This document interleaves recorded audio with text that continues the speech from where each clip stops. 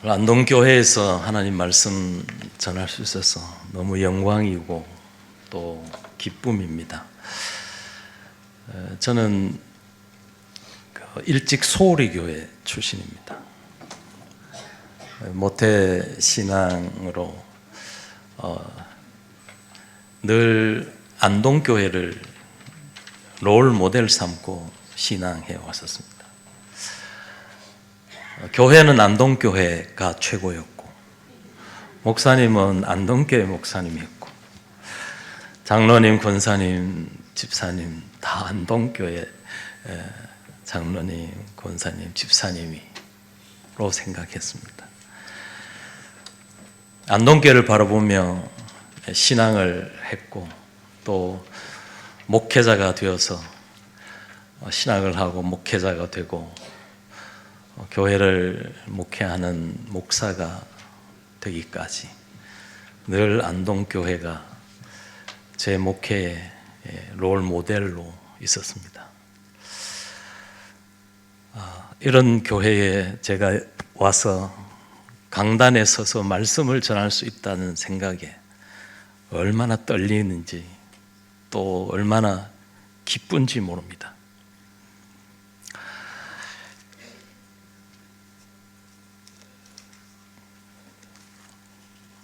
안동교회를 사랑하시는 하나님이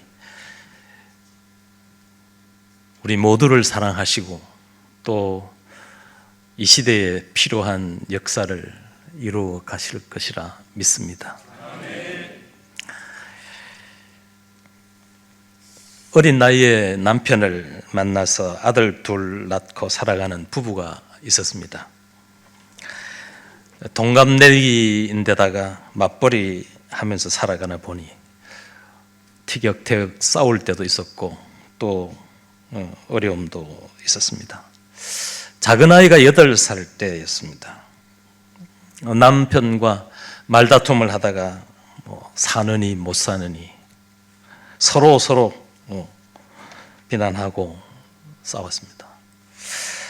갑자기 화가 나가지고 옆에 있던 그 작은 둘째 아들을 보면서 이제 우리가 이제 헤어질 텐데 네 누구 따라갈래? 엄마 따라갈래? 아빠 따라갈래? 이 말을 들은 아이가 한참을 생각하다가 기어 들어가는 목소리로 컴퓨터 누가 가져갈 건데? 저는 컴퓨터 가지는 분을 따라가겠습니다. 그랬습니다.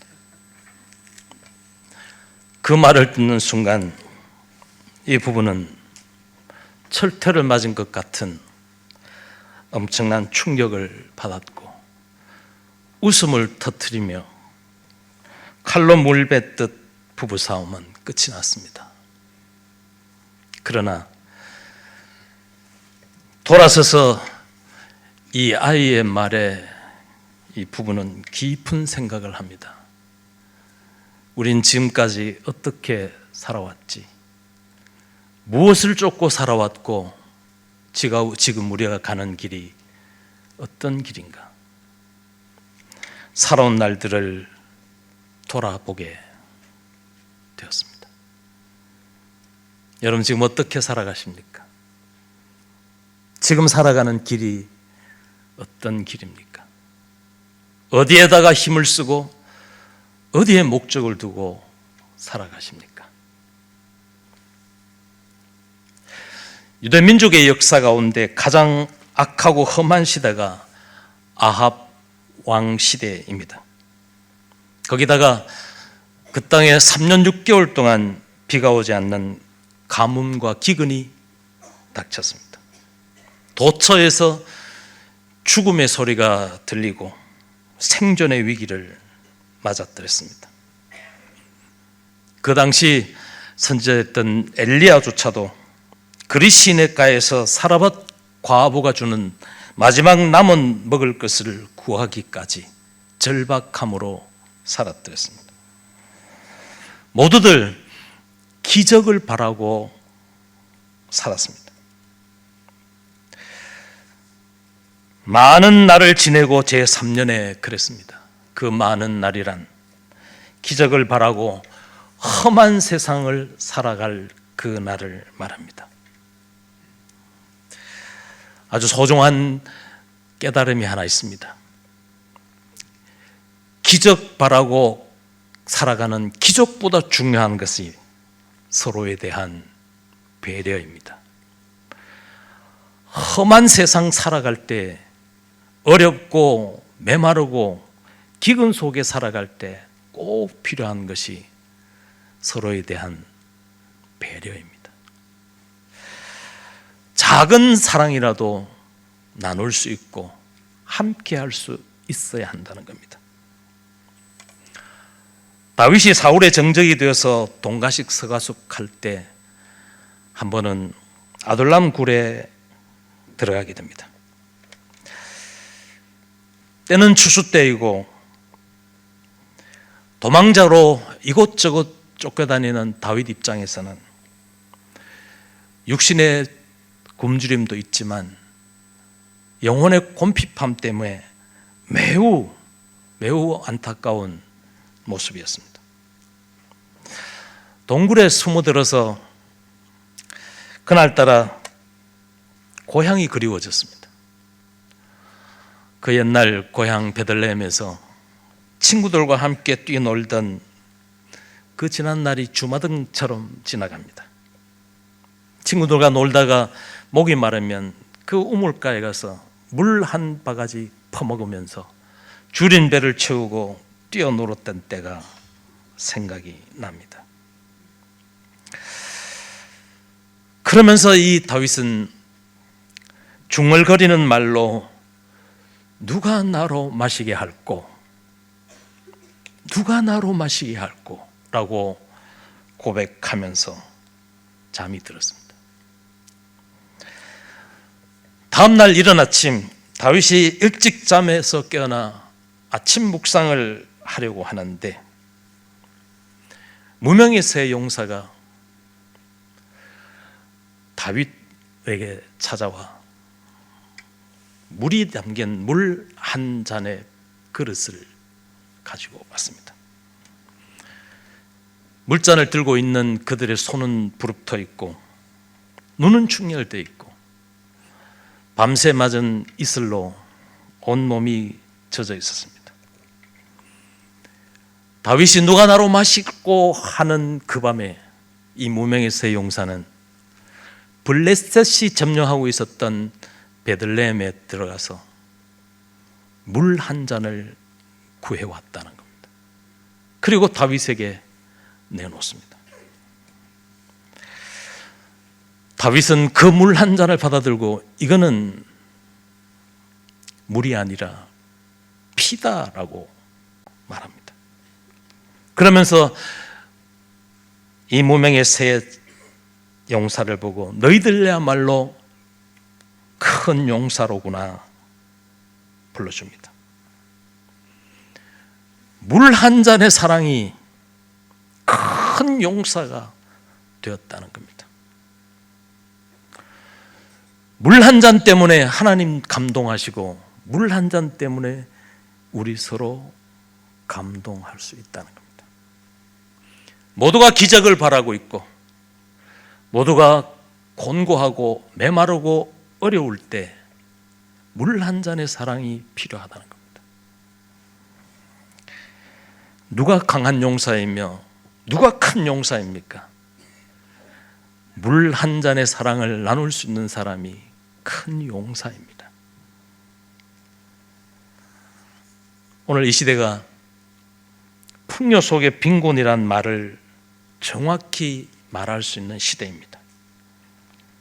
이렇게 살기 좋고 풍요로운 세상인데 왜 이렇게 굶주려 갈급함에 배고픔으로 살아가고 있습니까? 물 한 잔의 사랑이 필요하기 때문입니다.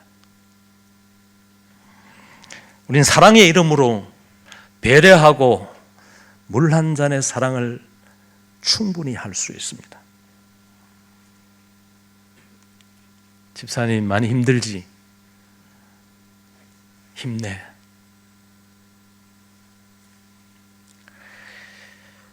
그 한마디가 힘들게 살아가는 그 사람에게는 물 한 잔의 사랑입니다.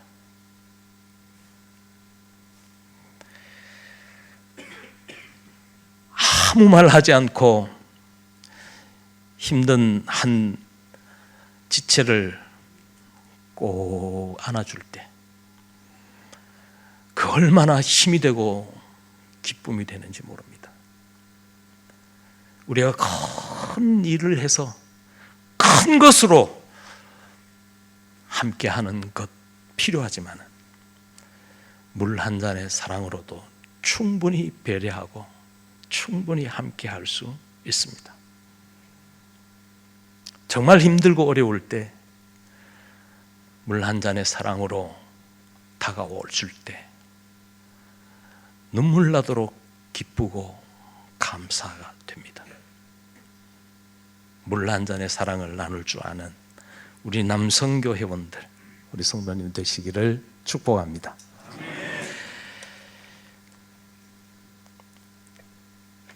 이런 악하고 험한 세상에서 아합 왕궁에서는 묘한 일이 벌어집니다. 어느 날 아합 왕이 국내 대신 오바다를 불러서 우리 물 구하러 가자, 먹을 것 구하러 가자고 말합니다. 오바다는 국내 대신입니다. 서열로 말하면 왕 다음 서열에 있는 권력가입니다. 그런데 놀랍게도 아합이 국내 대신 오바다를 불렀으니 이 오바다는 크게 여호와를 경외하는 자라 말합니다. 아합 왕궁에 그 험한 그 무서운 우상 숭배하는 그 아합 왕궁에서 여호와를 경외하는 사람이었다 하는 겁니다. 아합의 영향을 받지 않고 권력의 묘미에 빠지지 않고 여호와를 경외하는 사람으로 그 권력 한복판에 서 있더라 하는 겁니다. 바로 여기에 오늘의 우리 그리스도인들의 신앙인들의 현 주소가 있지 않습니까? 우리 지금 세상이 험합니다. 너무너무 아합 왕 시대처럼 험하고 우상 숭배가 많은 그런 곳에 서 있습니다. 이 한복판에서 여호와를 경외하자는 겁니다. 우리 민족은 고난과 어려움을 속에서 하나님을 믿었던 민족입니다. 우리 또한 개인적 신앙도 마찬가지입니다. 불과 5, 60년 전 그때만 해도 얼마나 어려웠습니까? 저도 그 보릿고개 마지막 세대인데 정말 어려웠고 힘들었습니다. 그런데 그때에 예수 믿는 것이 그렇게 좋았습니다. 하나님을 경외하는 것이 그렇게 자랑스러웠고 그렇게 좋았습니다. 우리 그때 어려움을 한번 생각해 보면 너무너무 어려웠죠.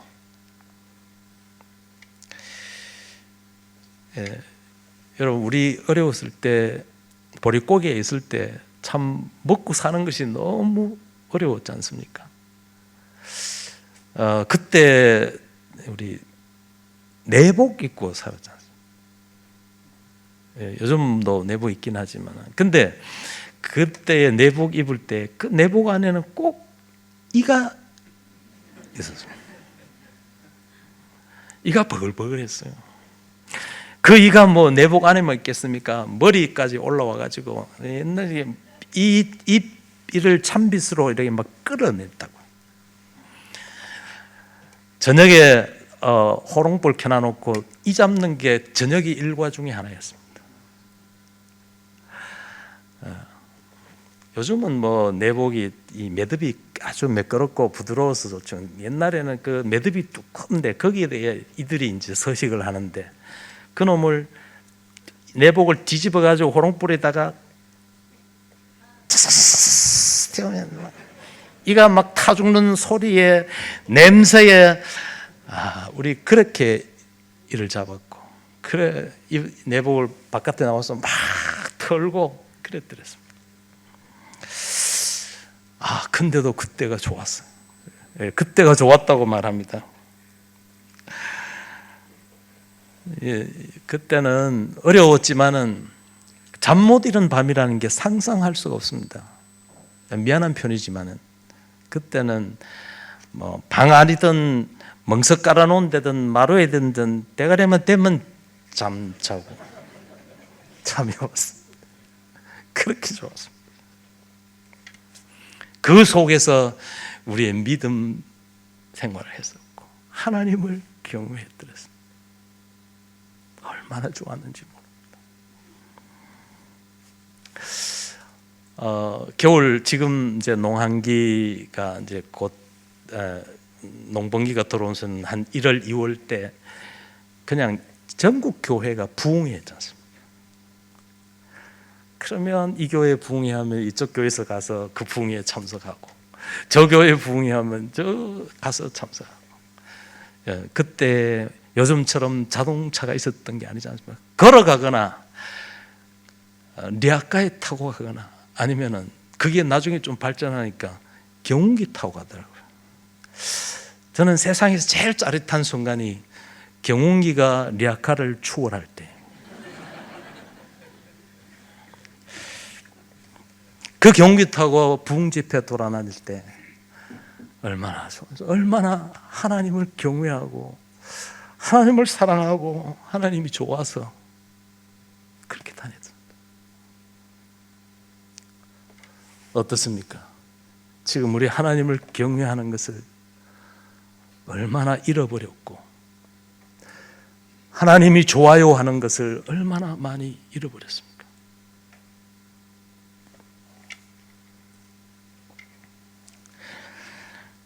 부부싸움 하던, 오늘은 부부싸움 얘기가 많습니다. 부부싸움 하던 부부가 있었습니다. 크리스찬 부부예요. 막 싸우다가 이 남편이, 남자들 대충 싸움하다가 안 되면 막 소리 확 지르고 막 방에 들어가 막 컴퓨터 확 켜거든. 그래가지고 이 남편도 막 싸움하다가 화가 나가지고 방에 들어가서 자기 컴퓨터 확 켜는데 거기에 보니까 책 소개가 있는데 아주 멋진 제목의 책이 하나 있습니다. 아내 안에 하나님이 없다. 그러면 그렇지, 저의 팬네가 하나님 믿는다는데 하나님 없어. 저 안에 하나님이 없어. 이 책을 읽어봐야 돼. 그래가지고 클릭을 해서 장바구니 담아서 주문을 했습니다. 그리고 그 다음날 직장에 출근하고 또 출근하는데 이튿날 되었는데 집으로 책이 한 권 도착했습니다. 아내가 보니까 이 뭔가 싶어서 뜯어보니까 책인데 책 제목이 기가 막힌 제목이야. 내 안에 하나님이 없다. 필립 얀시가 쓴 책인데요. 내 안에 하나님이 없다. 이 아내가 보니까 그러면 그렇지, 저럼 남편 이거 읽어야 돼. 남편 안에 하나님이 없어.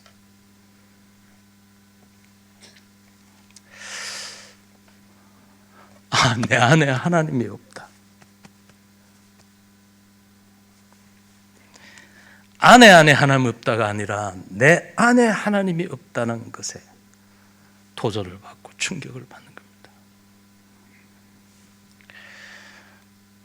감히 물어봅니다. 내 안에 하나님이 계시는지요?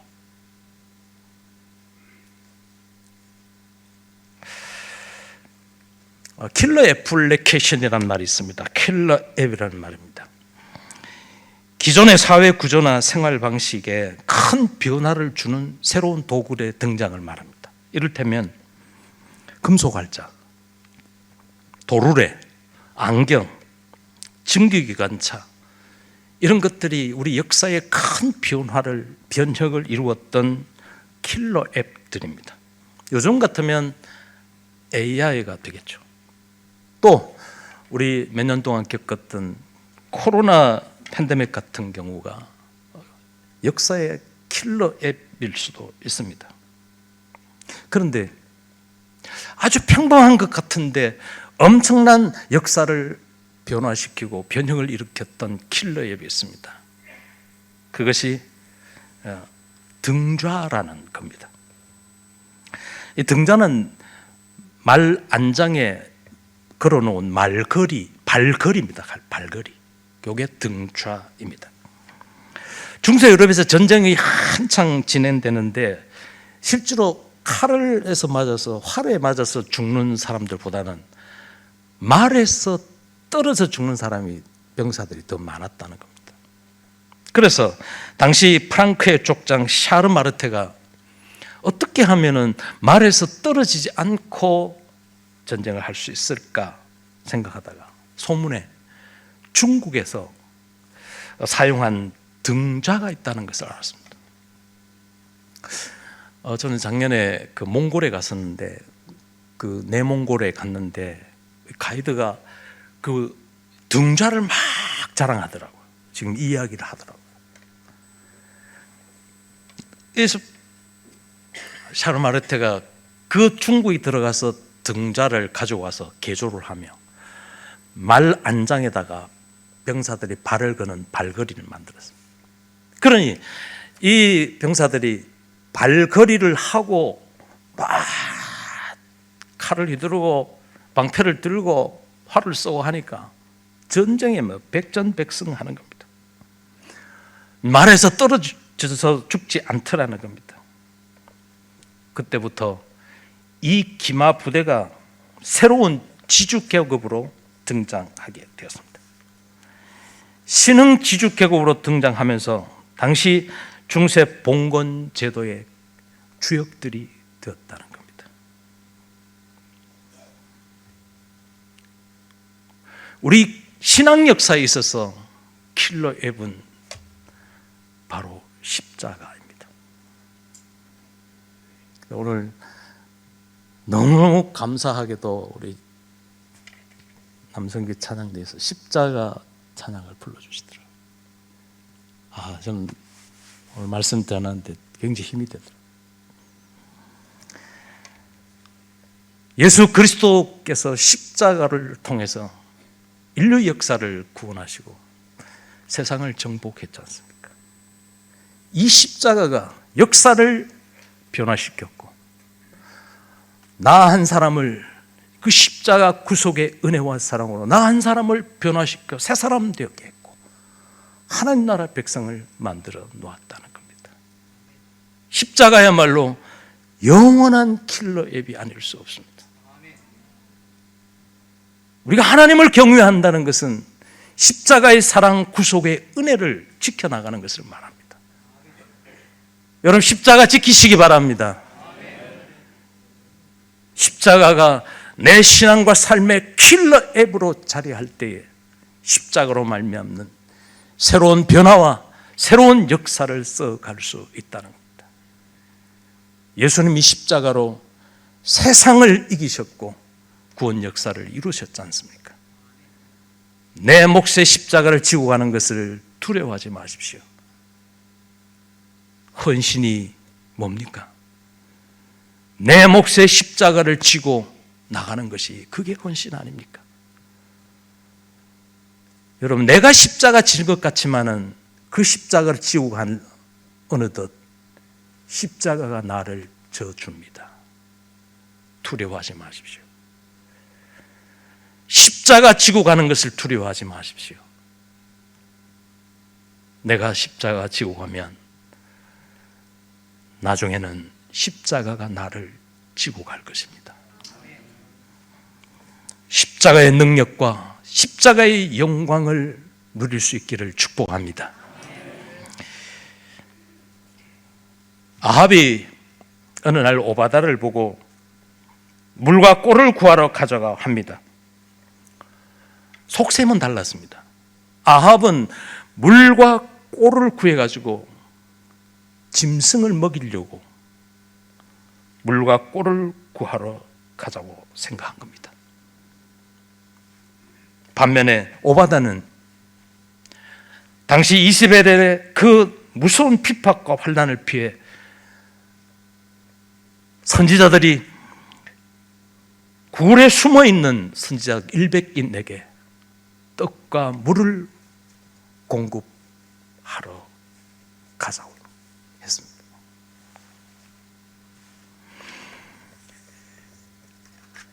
(3년 6개월) 동안 가물고 비가 오지 않았으니까 물가는 얼마나 올랐고 생품품이 얼마나 모자랐겠습니까?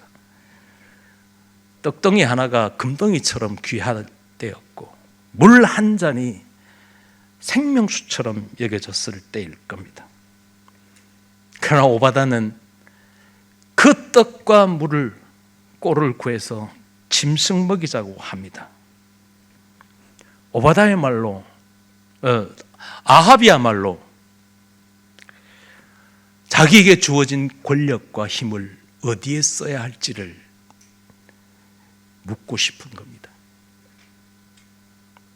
그래서 역사의식 인격 없는 부자는, 권력가는 배출돼야 됩니다. 아무 소용이 없습니다. 역사의식이 있고 자기에게 주어진 힘과 자기에게 주어진 권력과 자기에게 주어진 재능들을 어디에 써야 할지를 아는 지도자가 필요한 겁니다. 자기의 욕심을 챙기고 또 그 좋은 것 가지고 짐승이 필요 없다는 건 아니지만은 지금 사람이 먹고 살 양식이 부족하고 마실 물이 없는데 짐승 먹이로 가겠다고 하는 이 아합의 태도를 보면서 역사의 나쁜 놈이라는 것을 말하고 싶습니다.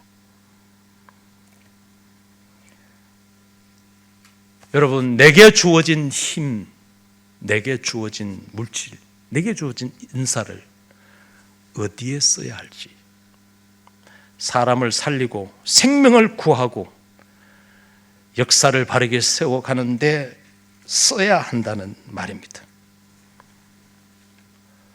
아합은 고난 가운데서 더 강팍해졌습니다.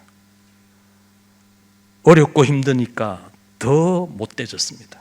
더 나빠졌습니다. 그러나 오바다는 고난 가운데 어려울 때에 더 성숙해졌습니다. 아합은 홀로 이 길로 갔고 오바다는 홀로 저 길로 갔다 했습니다.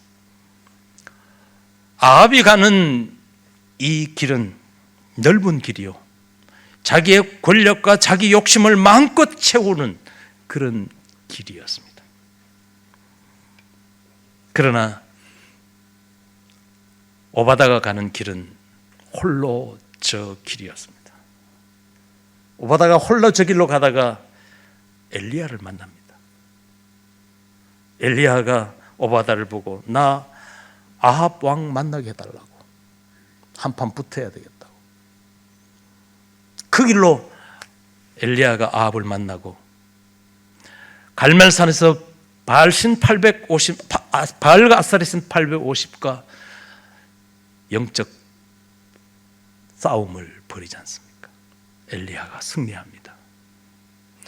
홀로 저 길로 가는 사람을 하나님께서 길을 여시고 승리의 길로, 생명의 길로 인도해 주신 것입니다. 이 오바다에 가는 저 길은 틀림없이 좁은 길입니다. 그 길은 십자가의 길이고 그 길은 고난의 길입니다. 저 길로 가는 이 오바다의 길은 바로 우리 주님 예수 그리스도께서 가신 길입니다. 날 살리기 위하여 십자가 지시로 가신 그 고난의 길, 십자가의 길입니다. 우리 그리스도인들은 예수님과 함께 홀로 저 길로 가는 그 길을 가야 합니다. 많은 사람들은 권력의 묘미에 자기의 힘의 능력들을 마음껏 쓰고 싶은 홀로 이 길로, 넓은 길로 갈 때 우리는 홀로 주님과 함께 저 길로 가야 합니다. 저 길 끝에는 우리가 먹이고 살려야 할 사람들이 있다는 겁니다. 오바다는 그 길로 굴에 숨어있는 선지자 100명, 그들 50명씩에게 떡과 물을 주어서 먹이는 길이 되었던 겁니다.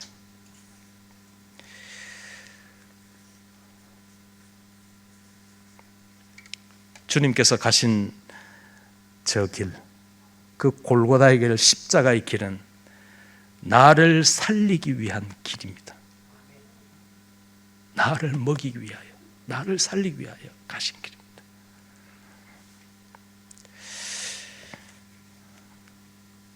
저는 목회하면서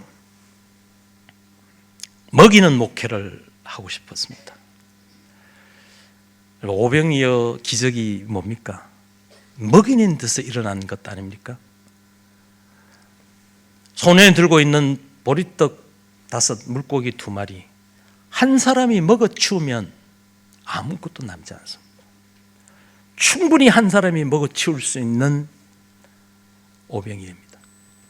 그러나 이 오병이어를 먹이려고 하니까 5,000명도 먹고 거기다가 12광줄이 남는 역사가 일어나는 겁니다.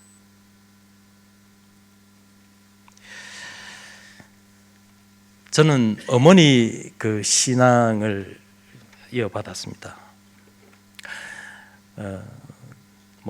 그 시절에 저희들 시대의 어머니는 그저 자기 집 먹이는 게 그게 큰 목적이었습니다. 저도 저희 어머니가 5남매 키우면서 너무 어렵게 사셔가지고 제가 막내인데 그 엄마 마음은 그런가 봐요. 막내 저거 못 얻어먹어가지고 죽을까 싶었던 모양입니다. 그래서 그 옛날에는 동네 잔치하고 또 동네 상이 나면 음복이라고 그러죠. 그 떡하고 뭐 적 같은 거 이런 걸 많이 가지고 오셔가지고 자식한테 먹여드렸습니다. 그 시절에 어머니들은 이 앞치마인데 앞치마가 치마고 치마가 앞치마고 앞치마가 손수건이고 뭐 그런 정도였습니다. 또 그 당시는 그 겨울에 되면은 감기에 걸리면은 이 코가 얼마나 많이 나왔습니까? 그렇죠? 막 젓가락 2개 같은 게 쭉 내려왔다가 땡기면 쑥 빨려 올라가고, 또 그거 안 되면은 엄마가 그거 보면 그냥 손으로 그냥 확 닦아가지고 어머니는 자기 그 앞치마에다가 그냥 처마에다 막 닦습니다. 그러니까요, 자식 새끼들은 코 닦는다고 옷 입으니까 이거 하루 닦아가지고 여기가 빈질빈질하고 콧덩어리죠. 뭐. 엄마 치마는 자식 그 코 닦아낸다고 엄마 치마가 그 앞치마가 콧덩어리요. 동네 잔치가 있어가지고 먹을 거 구해 오는데 그 뜨끈한 젖 구우는 게 있잖아요. 예, 그거를 이제 자식 먹인다고 잔치집에 가서 얻어가지고 담아 오는데 그 앞치마에 치마에 담아온다. 아니, 눈치 빠른 분들은 다 아시네 벌써. 그 치마가 콧덩어리요, 콧덩어리. 근데 따뜻한 이 적이 붙으니까 코 반, 밀가루 반, 배추 반, 그래 싸가지고 와서 자식한테 내놓고 먹으라 그럽니다. 배고픈 시절에 뭐 그게 코든 뭐 밀가루든 뭐 배추든 주는 대로 먹죠. 정신없이 먹고 집에가 부르니까 이제 눈이 뜨이니까 앞에는 엄마가 보이는 거죠. 엄마 보고 엄마도 잡수소. 그때 엄마 하는 말이 뭡니까? 나는 안 먹어도 배불러.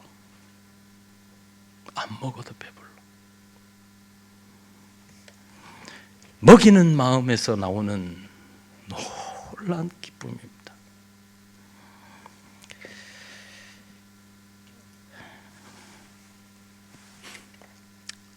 저는 목회 중심에 먹이는 목회를 두고 있습니다.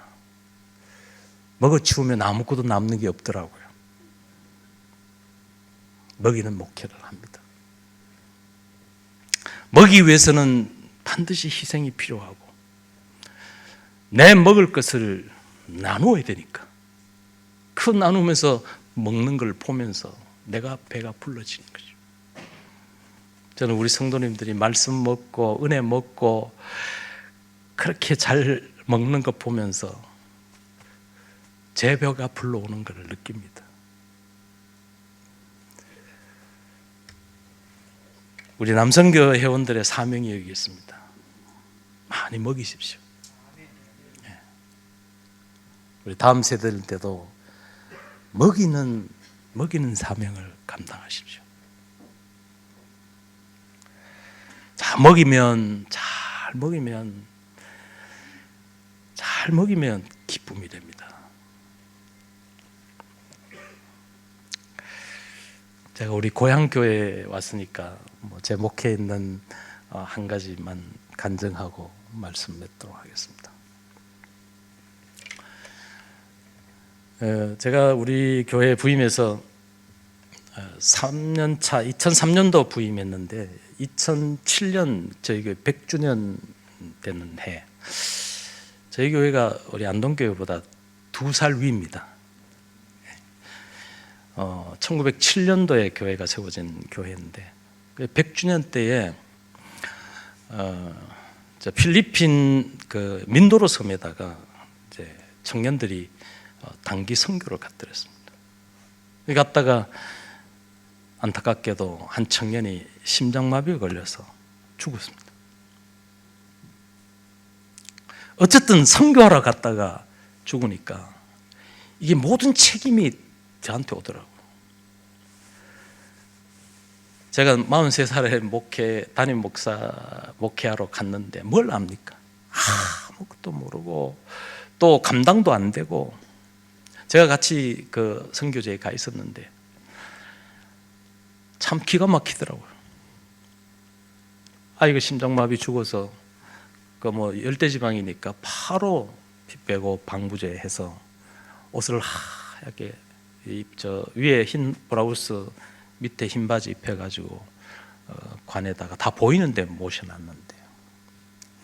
제가 그 청년을 붙잡고 하나님께 원망해서 하나님 이 방법밖에 없습니까?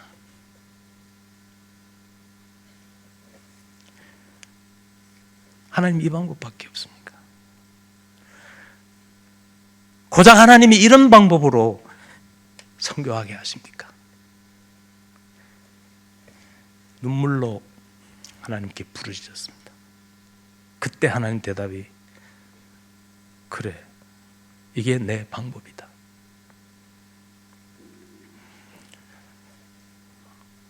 처음에는 그게 원망이 되고 절망이 되었지만은 나중에는 하나님의 방법이 옳았다는 것을 고백하게 되었습니다.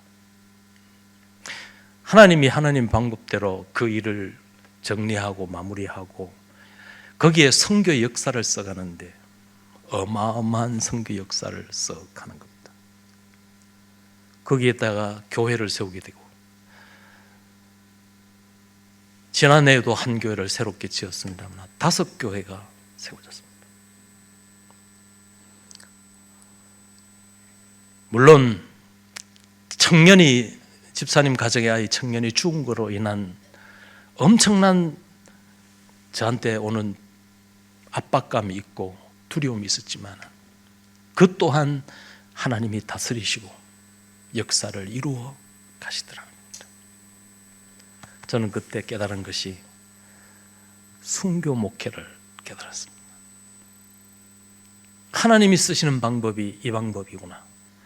내가 희생하고 내가 헌신하고 내가 순교하고 내가 십자가 지고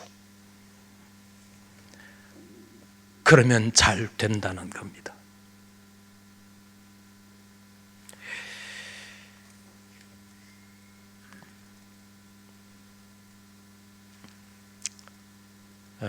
그때 우리 청년이 죽고 난 다음에 하나님께서 그 방법을 쓰시면서 저희 교회 제 목회하는 동안에 가장 교회가 부흥하고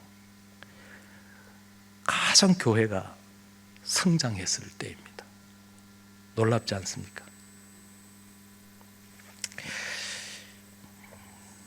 여러분, 우리 남성교회원들 뭐 순교 신앙을 가지라니까 꼭 죽으라는 게 아니라 내가 희생하고 헌신하고 내가 십자가 지고 사명 감당하며 거기는 잘 됩니다.